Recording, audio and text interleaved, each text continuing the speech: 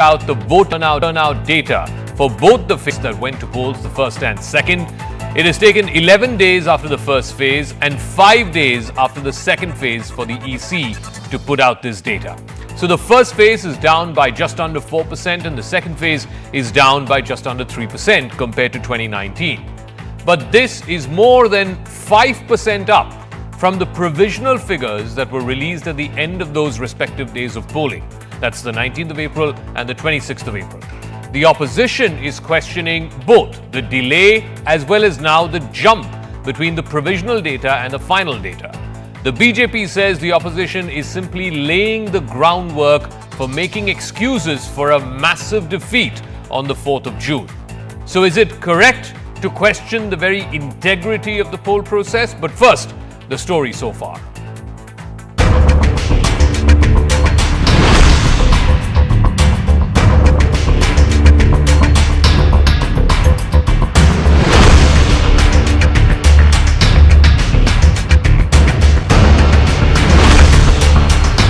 आधुनिक युग में हम जी रहे हैं जहां media, social media, telephone, mobile, WhatsApp इनका जमाना है। तो 10-10, 11-11 दिन चुनाव आयोग को लग जा रहा है ये बताने में कि कहां कितना प्रतिशत मतदान हुआ। In the first phase, 4-day delay in putting out detailed turnout data in the second phase is unheard of, unprecedented and unacceptable.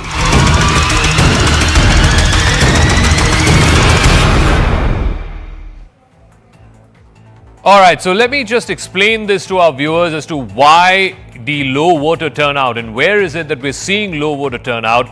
Remember, 102 constituencies went to polls in the first phase, 88 constituencies went to polls in the second phase. So essentially, we're looking at 190 constituencies, out of which in 138, we're seeing low voter turnout. Out of those 138, the BJP had won 62, the Congress had won 26. Let's go state by state. What is of concern to the BJP? Let's start with Rajasthan because the entire state has now voted in both those phases. Other than 3 constituencies, Barmer, where it's a very tight fight, a 3-cornered contest. Then you have Banswara, where the Prime Minister, of course, made the first attack on the Congress manifesto and likened it to the Muslim League manifesto. And then you have the constituency of Kota. So 3 constituencies. Other than those 3, the remaining 22 constituencies, the voter turnout has fallen anywhere between 4% to some cases as high as 8%. And particularly in what is called the Shekhawati belt or the Jat belt, that's Sikar, Churu, Junjunu.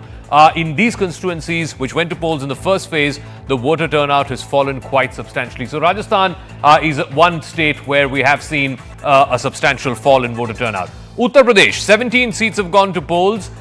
We have seen, for example, and all of it in western Uttar Pradesh, in Mathura, for example, where Hema Malini is up for re-election, the voter turnout fell by as much as 11%. So all 17 seats of Uttar Pradesh that have gone to polls, and remember, the BSP won 3 seats last time, the SP won 2, the remaining were won by the BJP. But in all of these seats, we have seen substantial fall in voter turnout. Madhya Pradesh, again, is another state of concern as far as the voter turnout is concerned. The eastern part of the state has gone to polls, and in all of those constituencies, Chhindwara was the only constituency that was won by the Congress. All other constituencies won by the BJP in 2019. In all of those constituencies, the voter turnout has fallen. So this is a matter of concern. Not just, of course, if you're a political pundit or a psephologist, the political parties will also be concerned, but just as far as the overall state of democracy itself is concerned, this is worrying that there is lower interest in this election for whatever reason. It could be the heat, it could be, just voter apathy, whatever the reason may be. I also want to quickly run you through, if we can, just the high voter turnout seats or the states that are seeing high voter turnout. Now, Karnataka, out of the 14 seats that went to the polls in the last phase, the second phase, 7 of them are seeing high voter turnout. In places like Mandya, for example, which has seen a record voter turnout in excess of 80%. So that is a substantial high compared to last time. So only 27 overall out of the 190 constituencies, only 27 have seen a higher voter turnout. 15 of those 27 were won by the BJP last time around. In Maharashtra also, in Vidarbha, you are seeing higher voter turnout, particularly in the first phase seats compared to last time around. And then I mentioned those 3 seats in Rajasthan where you're seeing higher voter turnout, and all 3 seats in Chhattisgarh also, which is in the Naxal belt, which is Kanker, Bastar, those seats have also seen a higher voter turnout. So, how much of this is a concern, the high and low voter turnout, and more importantly, what the opposition is alleging, this delay by the Election Commission in releasing the data. So let me now open this up to our guests who are joining us. GVL Narasimha Rao is National Spokesperson of the BJP. Sujata Paul is National Spokesperson of the Congress Party. Dr. Mohammad Amin is ex-Joint Director with the Election Commission of India, and Professor Sanjay Kumar is Co-Director with CSDS. GVL Narasimha Rao, so the Election Commission says after 11 days after the first phase went and after 5 days after the second phase went, that the final turnout was 66.14 for the first phase, 66.71 for the second phase. The opposition is saying the provisional figures that the Election Commission itself gave on those respective days, 19th April when the first phase concluded and 26th April when the second phase concluded, was 60% for phase 1 and 60.96% for phase 2. Opposition is asking how is there this massive jump? In the first phase, the jump is 6% plus, and in the second phase, the jump is 5% plus. How does one explain this? Zaka, this question is for me because I got a bit disconnected. Yes, this question is for you, GVL, yes. Yeah, hi, good evening, Jaka, to all the panelists and the viewers.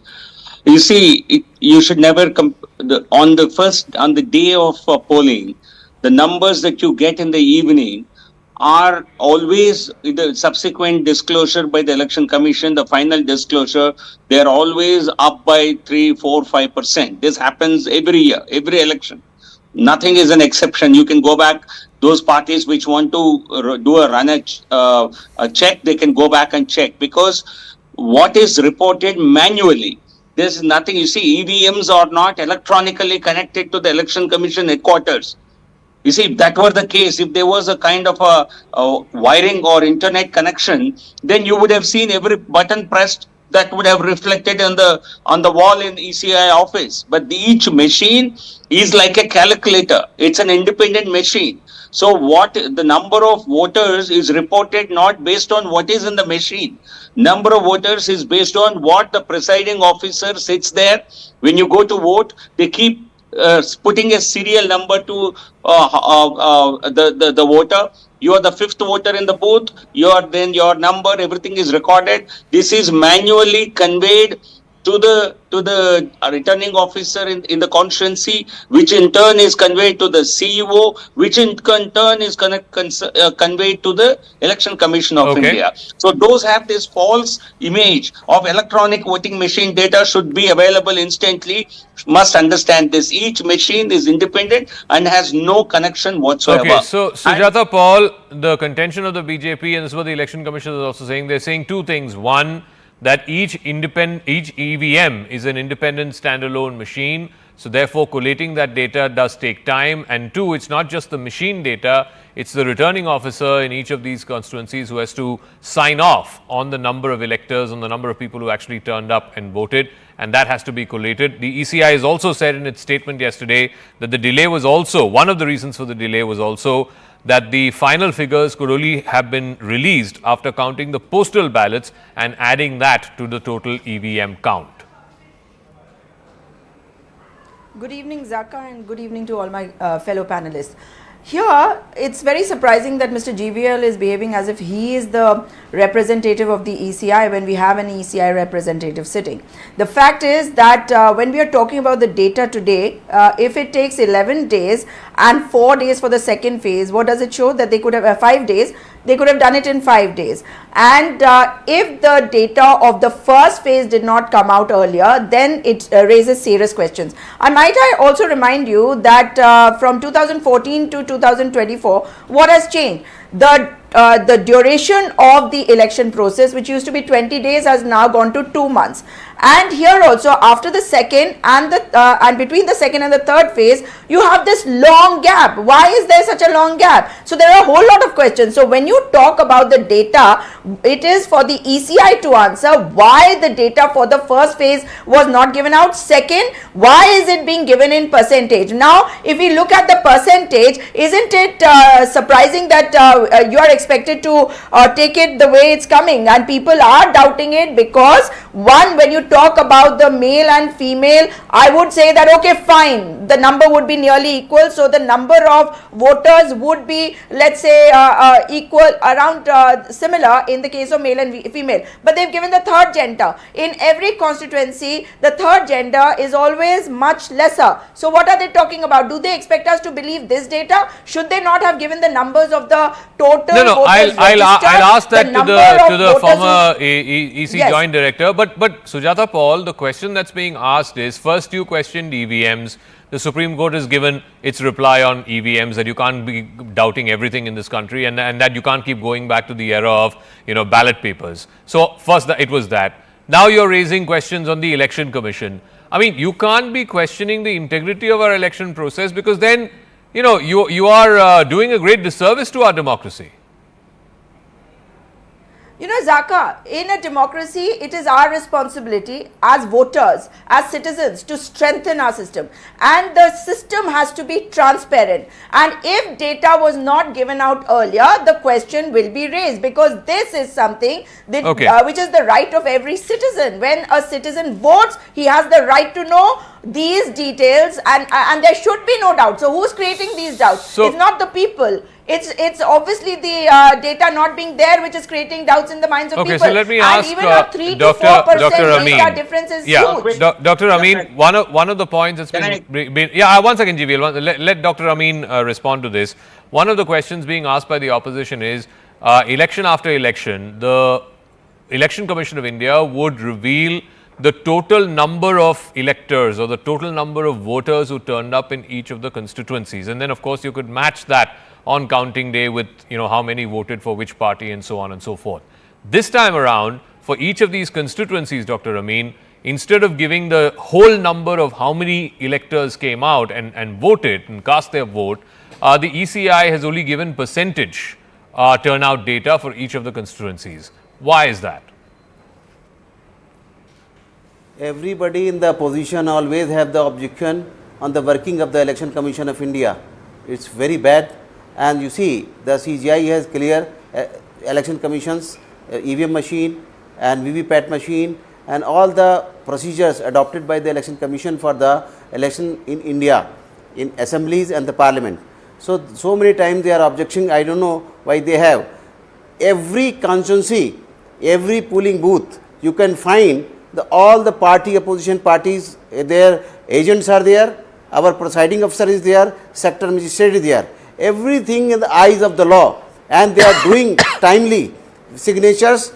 They are randomly checking the machines before the voting machine, and they are seeing all after their all signatures, and after the election poll is over, they are going to seal pack in front of them in all parties agents, and after that they are putting in the strong room in the presence of that all polling agents, and after that they have the lock, and the lock also the signature strips are there and showing they all are the videography. How they can objection about the election commission's working? I don't know what they data need. This is not the private channel, like sometimes, sorry to say, sometime any train accident, so they say 200 has died and 400 is injured. After that, our television official DDK, they what they say, they after verification from the administration, from local administration, after that they are clearing the picture. 20 in accident, 20 died and 10 or 5 are injured. This is the exact figure. So always there is some certain positions. This is not the hue and cry. I don't know what is the problem behind this. So let me get a quick response from Sujata Paul, then I'll go to Professor Sanjay Kumar on this. He is saying, and he's right, you have your representatives, your polling agents, your booth managers are all there in every booth. They see, who goes in, who comes out, What is the total number of votes that are tallied? Every EVM is then accompanied to the strong room. It's all videographed. This entire thing happens in the presence of representatives of various parties, ruling and opposition parties. And yet you doubt the Election Commission? I am doubting No, if they- nothing. they I am will doubting in the Himachal. process of not declaring. Can you please not speak in between? Can I just Yeah, finish yeah, what that I'm question saying? is to The Sujata question is Paul. for you. Yeah, So Dr. the Amin, fact please refrain. Yeah. Yes, yes. Yes. So what as far as questioning is concerned, that's my right.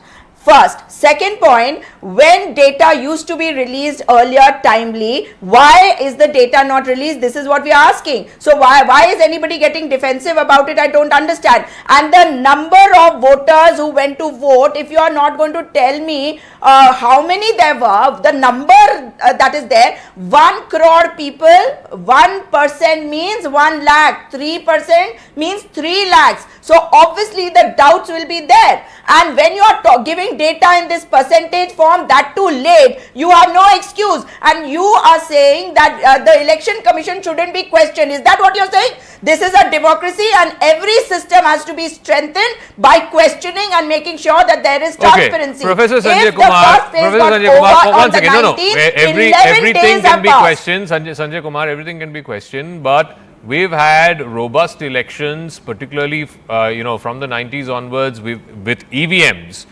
We've had robust elections. Sometimes the BJP has won, sometimes the Congress has won, sometimes regional parties have won. So I don't understand this from time to time questioning EVMs, questioning, in any case, the EVM answer the Supreme Court has given.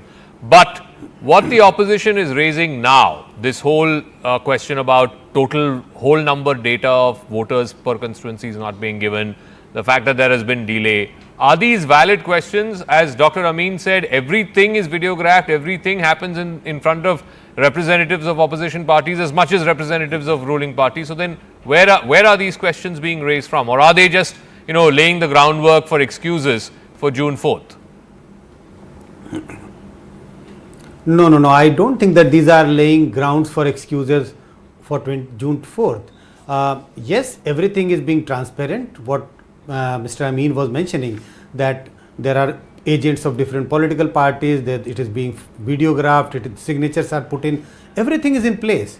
But that's the whole question all about. If everything is in place, this is one simple piece of information which needs to be put out in public domain, that this is the polling station which had 1000 voters and how many turned out to vote, and you collate it for all the polling station which went to poll. I can understand you don't give this figure at 5 p.m. on the polling day, not possible even at 10 p.m. on the polling day, maybe tomorrow, the next day by 5 p.m. But one has to explain what resulted in making this count, what resulted in 11 days delay for this count. And it is a valid question to ask. For anything, when you calculate the percentages, it is always calculated on the basic number. Why these numbers are not being put out? And I must tell you, Zaka, during the last, I think 24 hours, I have received phone calls from several journalists. They asking me this question, that we are trying to figure out these information. We are trying to get this information from Election Commission. They are not responding. What do I do? And my response is that if they are not responding to you, how can I help you? Who is going to respond to me? So if this is the attitude, there are reasons for doubts to be created. Nowadays, There are election is reasons for going people on to in suspect. the every I think this eyes, is even what board is is happening. watching. There's only International simple media is solution watching, would have been, everybody is watching. Election So Commission every could question have cannot clarified answer. this. On Okay. behalf of the Election Commission. No, one second, Dr. Amin, one Yeah, second. procedure is Once there. again, You please, can question I'll after come to 4 you. days. I'll come to Yeah. you. Please answer when it's your time, when it's your turn, when I'm asking you a question. But GVL Narasimha Rao, please respond to what Professor Sanjay Kumar is also saying. He's not an opposition spokesperson. He's an independent psephologist. He's a professor who's been tracking elections for the last 30 plus years. Surely there's got to be a reason why it took 11 days and why it took 5 days for the final voter turnout figures to be released. And two, more importantly, why not the whole number? Why are you giving in percentage terms?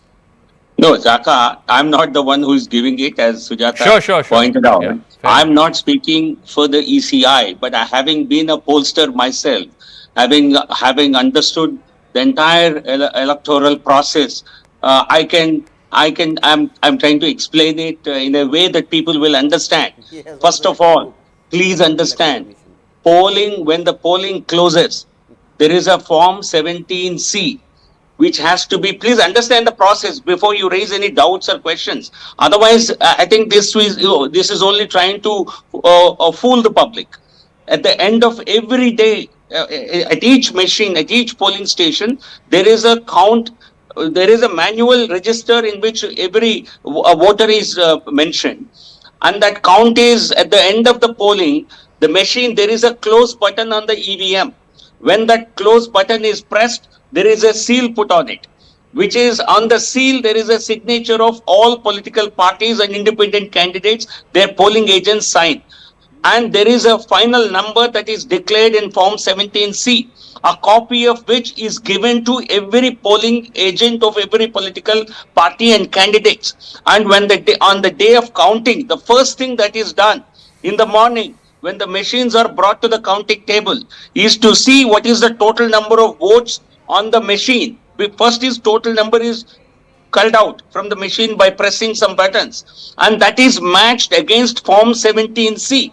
And if there is a discrepancy of even a single vote, that EVM cannot be taken up for counting. Okay. So there is no way of putting in any votes. What is the doubt that people are trying to create? Oh, after the polling is over, it seems that some bogus votes have been added. This is the rumor they want to spread. No. Therefore, let me make it abundantly clear, every EVM will have exactly the same number of votes that were counted and that were signed on Form 17C. And if every polling agent takes that precaution and ensures that there is no discrepancy, there is no question of any bogus votes being added. The reason for delay, I think that is for the Election Commission to explain. Okay. Possibly, my hunch, I'm not sure, is because they wanted to give breakdown by male, female, other gender. This possibly collation may have taken a longer time, and I'm not sure if such a breakup was given earlier. In 24 hours time, never, in my understanding, such a detailed breakup was given. Maybe they were trying to be more elaborate this time, but that is for the commission to give explanation. But Sujata Paul, can you respond to what GVL is saying? That there is no scope of adding any bogus voters between polling day and counting day, because at the end of polling, every political party representative is given a manual form. They then physically check the total number of voters or electors in every machine, and on counting day it has to be matched, because if it is not matched, then counting cannot happen from that EVM. So this idea that, there's an increase of 3% or 5%, these are extra votes that are being added for the ruling party, that simply does not work on the ground. Zaka, that is exactly what we are talking about, that if the data was there in numbers, we would have been matching them right now also, no? And you are talking about percentage, and like I said, the percentage of the third gender will be different from the percentage of the men and the women. So, if you are giving this breakup, it clearly means that there is something else which is happening. And I never spoke about bogus voters. Here is a person who created doubts in my mind about the EVM the first time, Mr. GVL, by writing a book about it. So, my question is, why couldn't the numbers have been given? Where is it? Elaborate. The postal so that's exactly what he's saying. Sujata ji, that's exactly what he's saying, that your polling agent in every booth will have the whole number, because without that they will not sign the Form 17C. And they have received a physical paper. Zaka, I'm saying... Yes. No, what I'm saying is that once this data comes out, then you have the numbers, then you begin to match. In a percentage, do you realize that 0.16% of 1 crore could be different from 0.16% of 1 lakh? There's a great amount of difference. Are you going to be rounding them off, or do you need exact numbers? All right, very quick rebuttal, and then I'll go back to Dr. Amin. Yes. Zaka, when the final count happens, you will not count separately for male voters, female voters, of course, or third gender. That breakup will not be available. Election Commission has only given you data on voter participation of different genders. But tomorrow at the time of counting, there will be a count of total number only. So only thing that every political party, I think everyone needs to be alert. I think Election Commission has a great history, track record, but it is the duty of every political party and every candidate to exercise all due diligence. Okay. So you have those papers with you. Please go on the counting day. First, ensure that these numbers match. If they don't match, raise an alarm. Zaka. So Dr. Amin, I come back. Zaka. No, one second, ma'am. Dr. Amin, I come back to the question that I first asked you. If all the polling agents have the whole number and it's filled in 17C and they all sign on it, and then that has to be verified on the morning of counting, because if there is any discrepancy, as GVL says, then you can't use that EVM to count. Then why can't the Election Commission give out that whole number?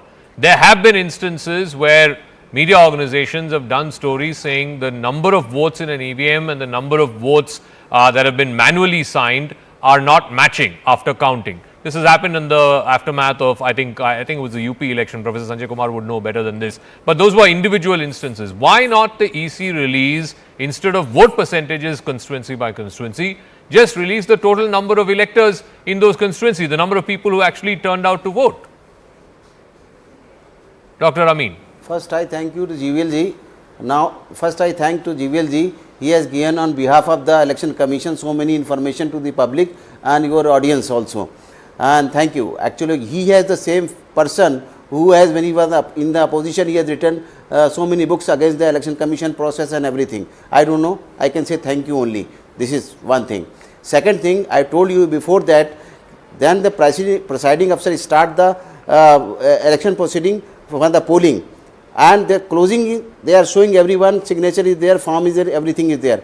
But I am going to tell you, I was the observer for the counting also. So, on the counting day, all the agents are coming, shown their lock, their signatures, and after that go to the strong rooms, and they seen all the seals and everything. And then one by one machines are coming for round, and counting is done. And I don't know why they have hue and cry about this, only data only. So many things are there, whole country is in the process of the election, and so many things are with the behind of the Election Commission, what they are doing in the day and night. But nobody can understand about the Election Commission's officers, and but they need the data. They need the data. I don't know what they want to data. This will be given in time. Nothing to worry about that. Okay. I am sure every question answer you can get it. Thank you so much. Sujata Paul, one question, and then final this thing to Yes, of course. Sanjay Kumar. Nowadays in the opposition, you can so many questions about the Election Commission. Just a second. In 2019, there was a journalist who found discrepancies in the number of votes polled and the counted. And that discrepancy, is that what you're trying to hide? That is what I want to know from Mr. Amin. You can, ma'am, you can go to the court. Everybody has gone their court. You go to the court and show there. Everybody has to go to the court. You will not do your responsibility. But what happened? You will not do your work. Go to the court. Happened? What answer is this? See, in case of the EVM. No, what is this answer? In case Last of time EVM. also in 2019, No opposition has done anything. Why you have doubt about the Election Commission? Then you are winning the Himachal. You are winning the other states. There is no question answer about that. Nobody can appreciate it, madam. You are in the opposition. That's why you are crying. Don't cry for that. You are the one who is defending the wrong. It is indefensible. Like I told you. In case of the Mamata Banerjee, the numbers would tell us the difference if there is any same officers, the votes polled and the votes Election Commission has given the 10 years before that. Okay, I'll give Professor Sanjay Kumar the final word. Professor Sanjay Kumar, I come back to this. In this day and age of social media and so much public scrutiny, is it even possible to have bogus voters or have back in the olden days, they used to call it scientific rigging and ballot stuffing and so on. Is it even possible in this day and age where, polling agents of every party are shown this before counting, after counting, and, as Dr. Amin said, in the case of individual candidates who feel that, there was some discrepancy or some problem in the counting, they are well within their right to challenge the result in court. Zaka, that stage would come only on the 4th of June if something of that kind has happened. I do agree that these are merely speculation. No one has any evidence. No one has any evidence that something has been done, something wrong has been done to some EVM at some polling station, some extra votes. These are all speculation. So if there are speculation, if there are suspicion, what does the agency or what does the institution against whose the suspicion is being created needs to do? A simple clarification should come. If that's not coming, it's only deepening the suspicion. That's all what I want to say. Okay. All right. We'll see how this plays out. Hopefully for the phases number 3 to number 7, hopefully we will have the data sooner than we've had for the first 2 phases. And also hopefully the Election Commission will be able to give the whole number as to how many electors, how many people actually turned out and voted in each of the constituencies and not just percentage terms. But we'll wait and see. We'll leave it at that. Thank you very much to all our guests. I want to shift focus to the other big political showdown that's been going on, this time between the TMC and the Congress within the India alliance. This is in the battleground state of West Bengal. Tensions are soaring between the alliance partners after the TMC shared a video. In fact, Sushmita Dev of the TMC was the first person to put out this video on social media. It shows the West Bengal Congress chief, Adhir Ranjan Chaudhary, senior Bengal Congress leader and also the leader of the opposition in the Lok Sabha. He can be heard saying to voters in Behrampur, his constituency, that it is better to vote for the BJP than to vote for the TMC. That he'd rather, if you don't want to vote for the Congress, please don't vote for the TMC, rather vote for the BJP. Now, while the attack can be seen as Adhir Ranjan Chaudhary's attempt to try and secure his seat. Remember, the TMC is the prime contestant in this seat. It has fielded cricketer Yusuf Pathan. The attack is coming just days after Adhir Ranjan Chaudhary blamed the TMC for weakening the India bloc in Bengal. He's also added that the TMC has allowed a BJP surge. While the central leadership of the Congress says it is united with the TMC in its bid to defeat the BJP, the TMC has demanded action against Adhir Ranjan Chaudhary. The BJP, meanwhile, has said that the alliance is doomed to fail.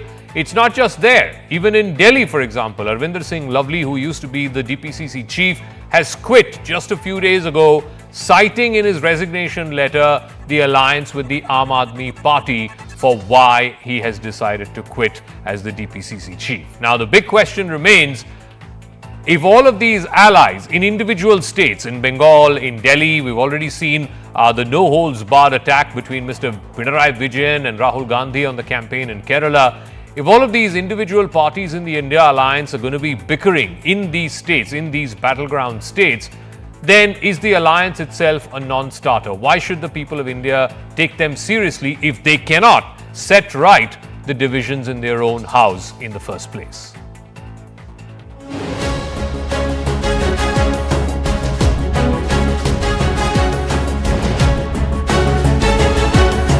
তৃণমূলকে vote দেওয়া মানে তার থেকে ভালো বিজেপিকে vote দিয়ে দিন আপনারা। তৃণমূলকে ভোট দেওয়া মানে তার থেকে অনেক ভালো বিজেপিকে ভোট দিয়ে দেওয়া। All this while, Adhir Ranjan Chaudhary was the eyes and the ears of BJP in Bengal. And today, when from a public stage, Adhir Ranjan Chaudhary says that it's better to vote for BJP than Trinamool Congress, it proves that the biggest touter, the biggest broker of BJP in Bengal is Adhir Ranjan Chaudhary. ये कैसा गठबंधन है? This is not गठबंधन, this is ठगबंधन. तो ये दिखाता है no mission, only confusion. This is called friendship with benefits.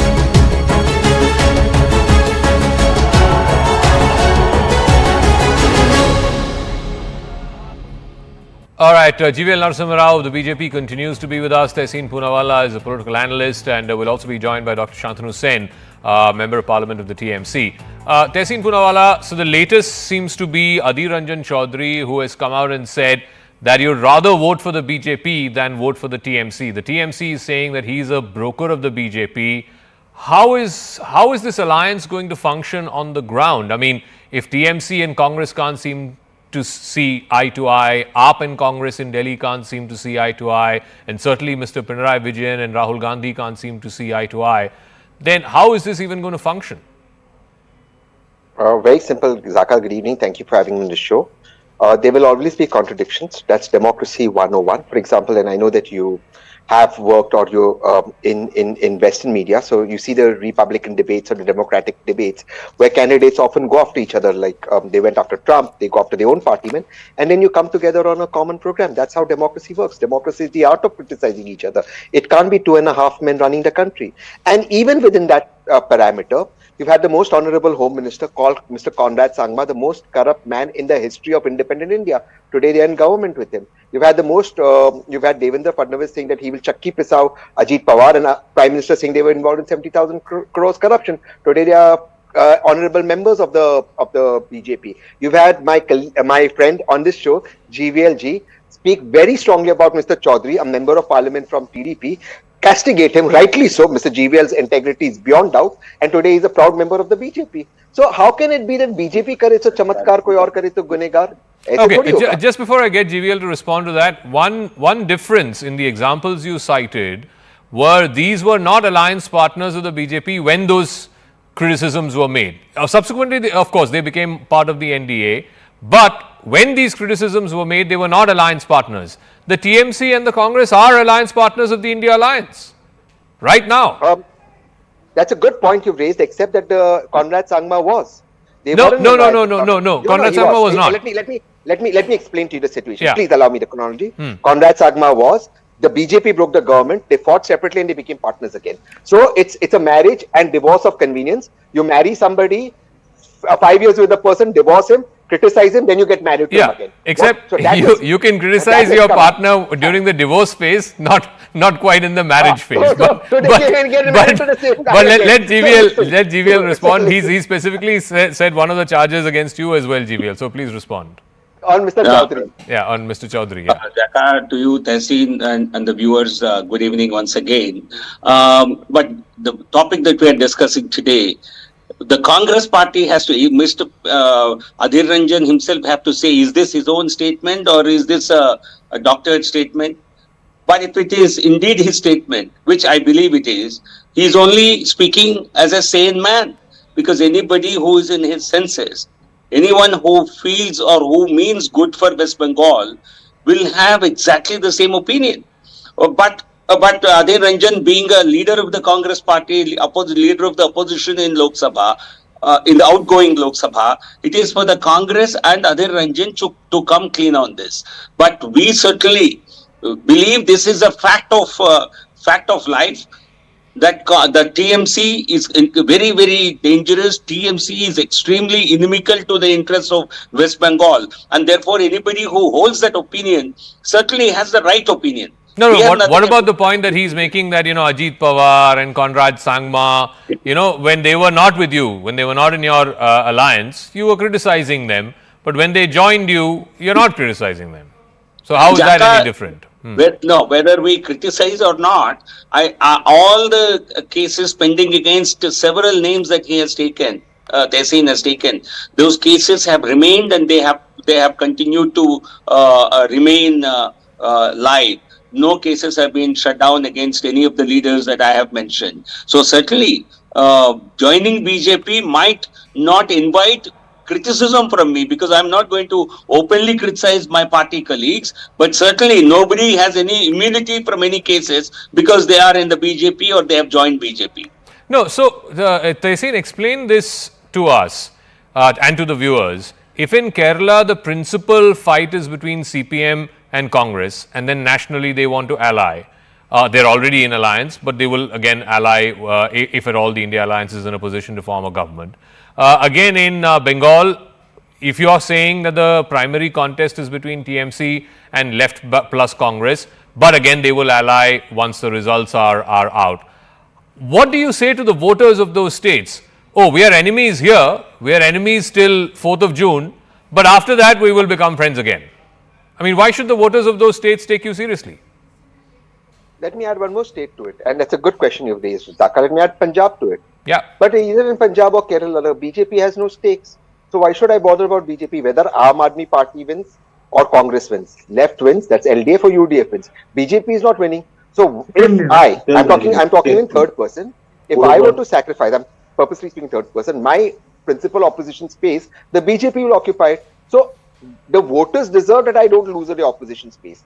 And in any case, the India manifesto is separate. Local elections are separate. So this is even true of the BJP. Locally, they'll fight with their partners and nationally they team up. That's the way it works. That's how politics is. I'm again going back to the Republican Party example. We just had, over the last year, we've had the primaries, various various Republican leaders criticizing each other, including President Trump.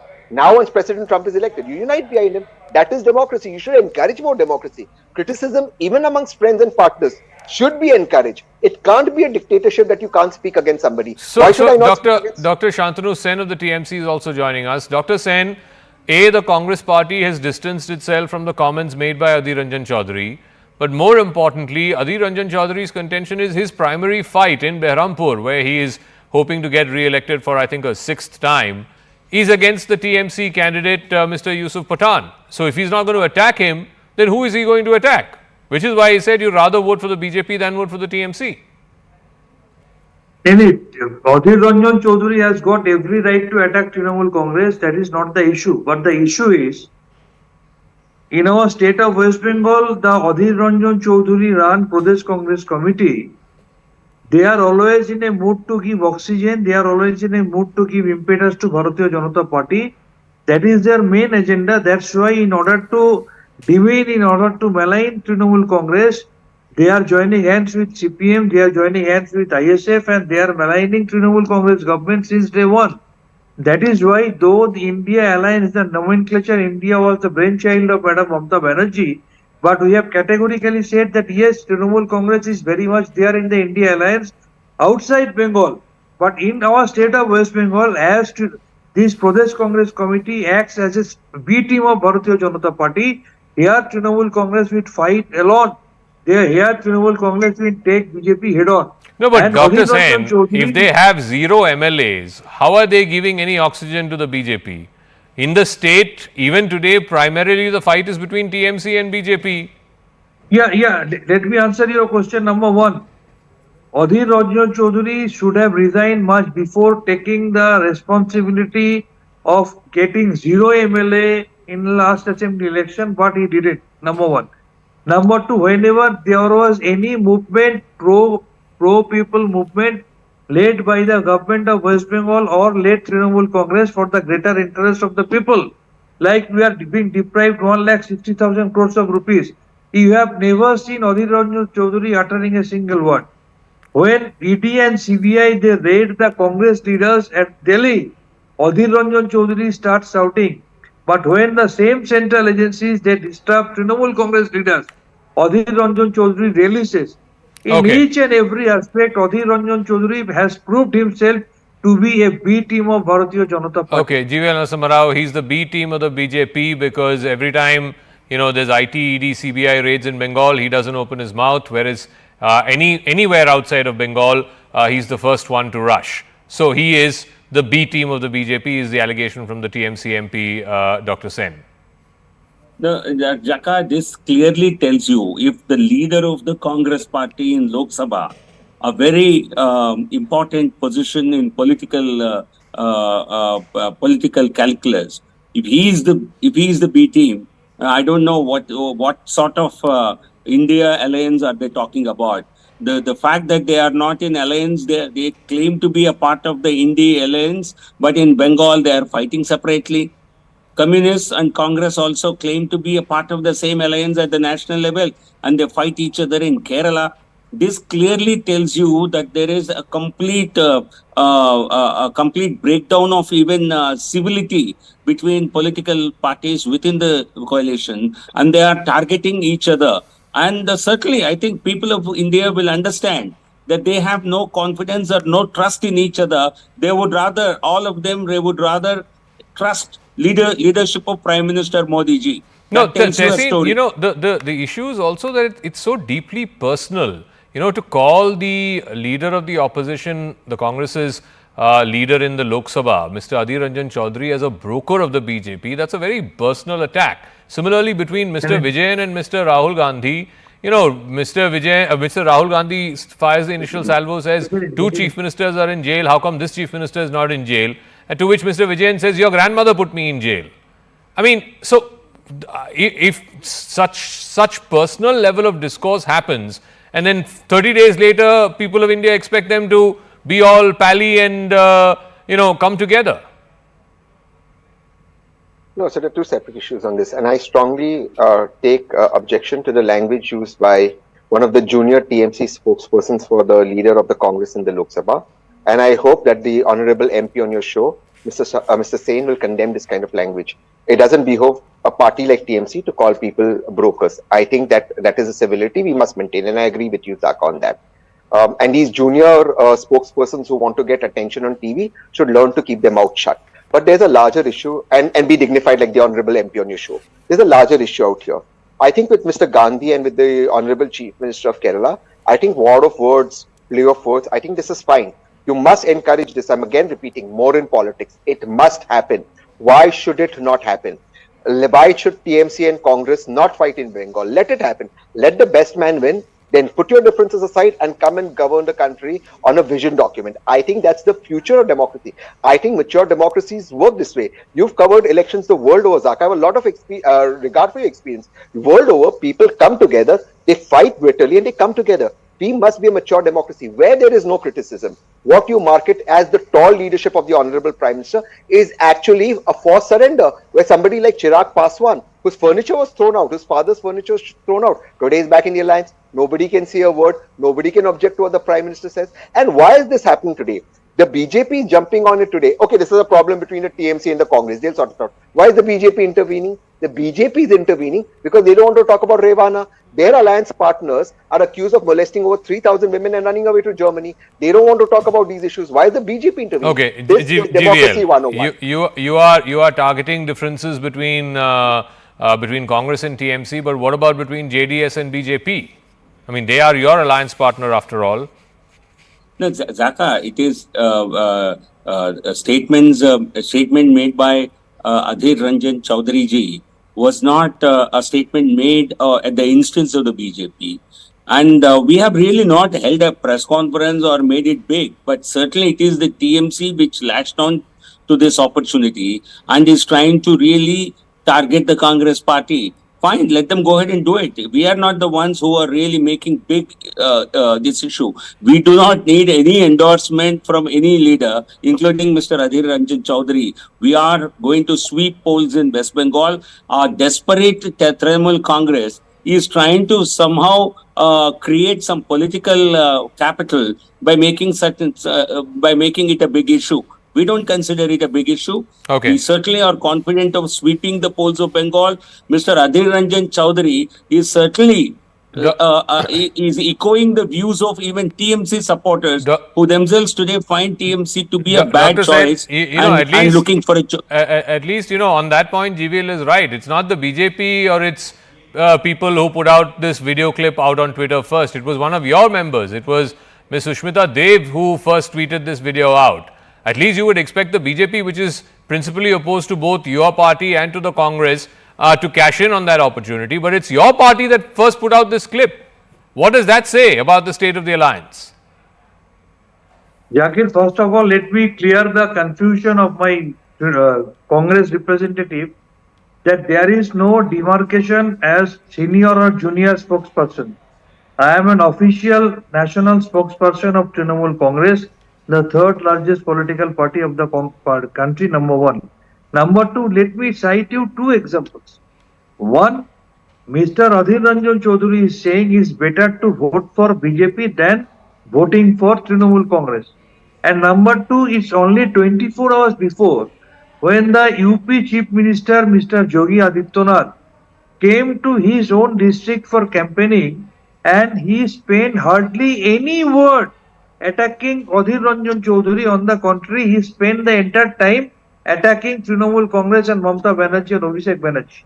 What does it prove? It once again proves that Trinamool Congress is the only anti-BJP force in our state of West Bengal. And I repeat, it's not National Congress. It's West Bengal Pradesh Congress, which is nothing but another political wing, or to be more free and fair, it's nothing but another B team of Bharatiya Janata Party. All right, we'll leave it at that. Thank you very much to all three of our guests. Like I said, and I go back to the point that Tehseen was making, parties can criticize each other. They do come, even after the heat and dust of the campaign trail, they do, if at all they're in a position to form a government. Like in 2004, the left and the Congress came together and they formed the UPA. There was a common minimum program, but you look at the history of the UPA, that common minimum program was very much under threat. The government itself was very much under threat over the Indo-US nuclear deal. Dr. Manmohan Singh staked the future of his government on that trust vote. Of course, he was backed by the SP and the BSP, and that's how his government got saved in that trust vote back in 2008. But we'll leave it at that. We'll see how this plays out within the India Alliance, AAP versus Congress, TMC versus Congress. We'll see how that plays out. Thank you for watching Brass Tacks from me, Zakir Jacob, and the rest of the team. Thank you very much for your time. You are watching this show live from the CNN News 18 Federal Bank Primetime Studio. We'll catch you again tomorrow night, same time. Good night.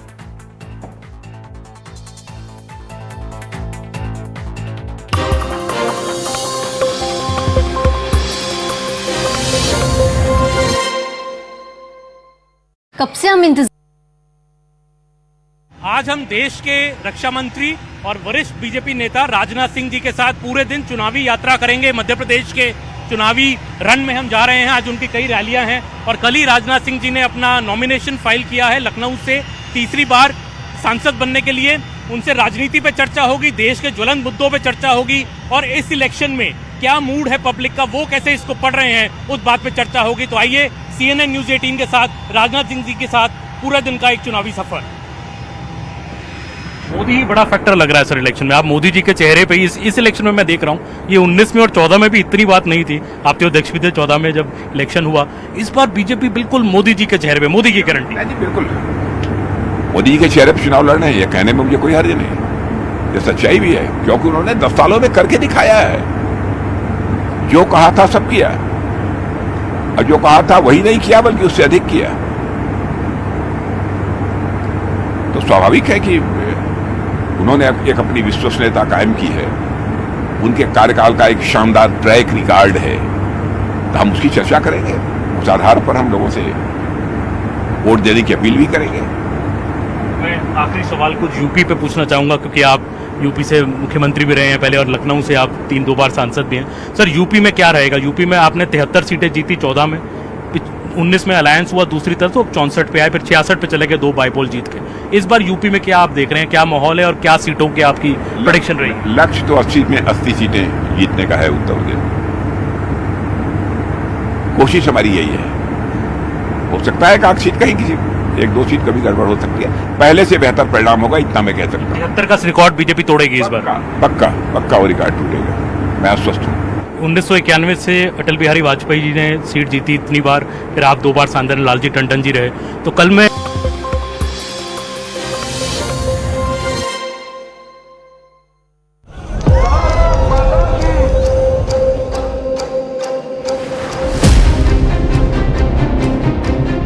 प्रचंड बहुमत के साथ हम जीतेंगे। जनता का मोदी जी पर अटूट भरोसा है, अपार प्यार है और बेइंतहा आशीर्वाद भी। Without Modi, nothing, no BJP is there in this country. That is what they are trying to send a message. But we are not like that. It is the party and the India alliance. When 82% or 92% of all ED and CBI cases are against the opposition, I don't think that this corruption hauwa started by the BJP has anything whatsoever. India alliance is unstable. In Tamil Nadu, phase 1, the engine failure has happened. It is not going to take off. It is very clear people have to vote for NDA for development. The concept of BJP, the perspective that they are trying to do right now is about Sabka Saath, Sabka Vikas, but it's nothing like that on the ground. They can't talk anything against us because they have not done anything. रोजगार के लिए उन्होंने क्या किया था? Something, any substantial thing, did they do it?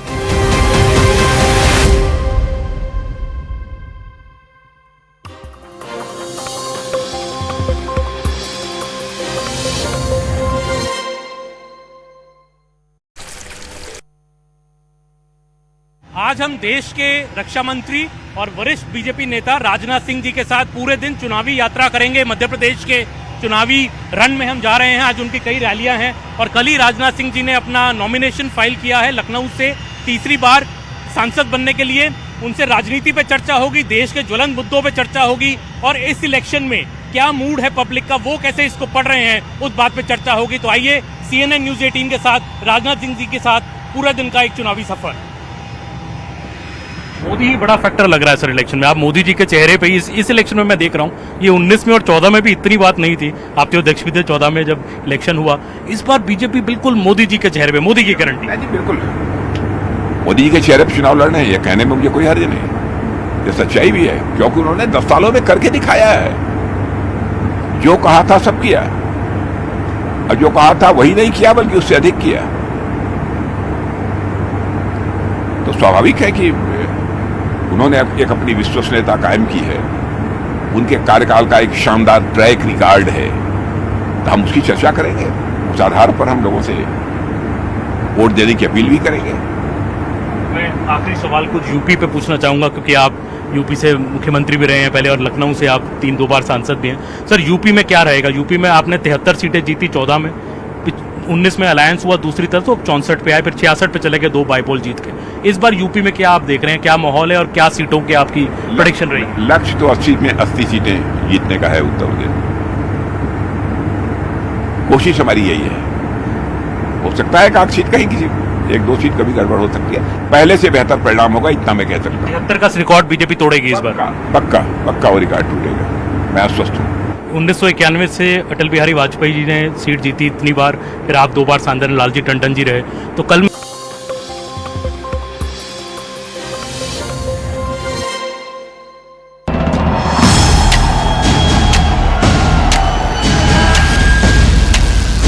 one of the main issues on which the BJP is hoping to make a difference is the woman card. This is the first meeting of the opposition India bloc of parties. Definitely a show of strength. Bhupendra Yadav is making his Lok Sabha electoral debut. Muralidharan's candidature has rejuvenated the Congress workers and they are confident of retaining this seat. This election of 2024 is one of the toughest political challenges that the Nath family will face. A lot of excitement here on ground. We are reporting from Bridge Ki Galiyan. It's an interesting fight. As usual in Tamil Nadu, the women outnumber the men, but we will focus on the first-time voters. The assembly elections, the BJP and JDS fought against each other tooth and nail, but today the party workers have to be under one pandal.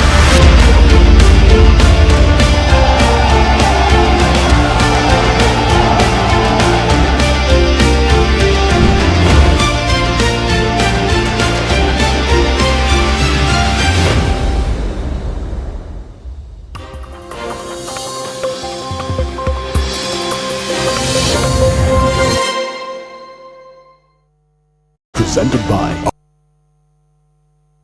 आज हम देश के रक्षा मंत्री और वरिष्ठ BJP नेता राजनाथ सिंह जी के साथ पूरे दिन चुनावी यात्रा करेंगे। मध्य प्रदेश के चुनावी रण में हम जा रहे हैं, आज उनकी कई रैलियां हैं और कल ही राजनाथ सिंह जी ने अपना नॉमिनेशन फाइल किया है लखनऊ से तीसरी बार सांसद बनने के लिए।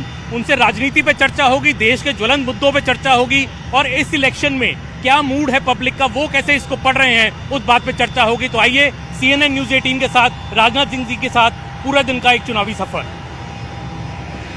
मोदी ही बड़ा फैक्टर लग रहा है सर इलेक्शन में। आप मोदी जी के चेहरे पे इस इलेक्शन में मैं देख रहा हूँ, ये 19 में और 14 में भी इतनी बात नहीं थी, आप तो अध्यक्ष भी थे 14 में जब इलेक्शन हुआ। इस बार बीजेपी बिल्कुल मोदी जी के चेहरे पे, मोदी की गारंटी। बिल्कुल मोदी जी के चेहरे पर चुनाव लड़ना है, ये कहने में मुझे कोई हर्ज नहीं, ये सच्चाई भी है, क्योंकि उन्होंने 10 सालों में करके दिखाया है।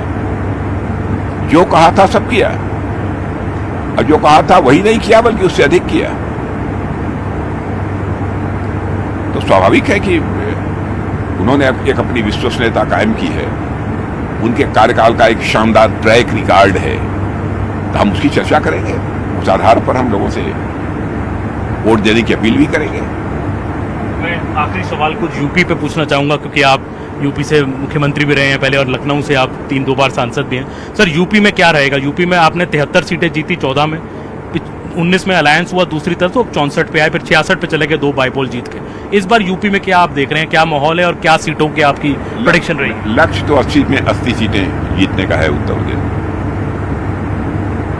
कोशिश हमारी यही है, हो सकता है एक आध सीट कहीं किसी, एक दो सीट कभी गड़बड़ हो सकती है, पहले से बेहतर परिणाम होगा, इतना मैं कह सकता हूँ। 73 का रिकॉर्ड बीजेपी तोड़ेगी इस बार। पक्का वो रिकॉर्ड टूटेगा, मैं आश्वस्त हूँ। 1991 से अटल बिहारी वाजपेयी जी ने सीट जीती इतनी बार, फिर आप 2 बार सांसद लालजी टंडन जी रहे।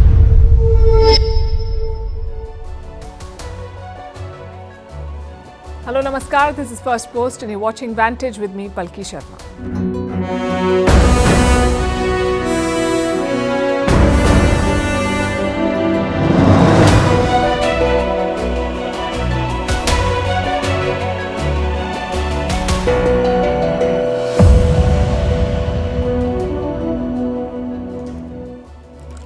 We begin with campus protests in the US.